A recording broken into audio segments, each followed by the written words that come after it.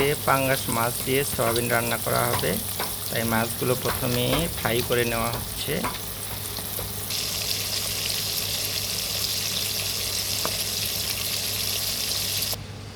আমি আজকে সয়াবিন দিয়ে পাঙ্গাস মাছ রান্না করব, এই জন্য সয়াবিনগুলো ভালো করে ধুয়ে হলুদ এবং লবণ দিয়ে মাখিয়ে রাখছি।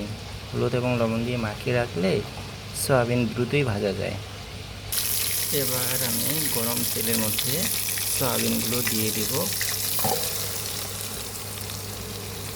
বন্ধুরা সবাই আচ্ছা খাইলে সয়াবিনগুলো ভাজা হয়ে গেছে, এবার নামিয়ে নেব।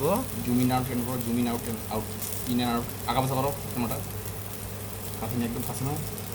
ওকে, নিচে নামাও একটু যেন লাইটটা পড়ে। তোমরা আরও ফ্লাট করো, একটু খাড়া খাড়া ওরকম না, খাড়া খাড়া খাড়া, হ্যাঁ একদম এরকম বেশি কাটে হয়।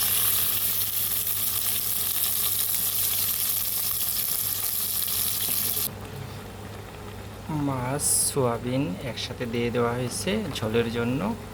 এগুলো সিদ্ধ হচ্ছে, 5 মিনিট পর এগুলো নামিয়ে নেওয়া হবে। আমরা 5 মিনিট পর ফিরে আসলাম। ভেন্ডিগুলো এভাবেই খেতে হয় চাইনিজ আইটেমে।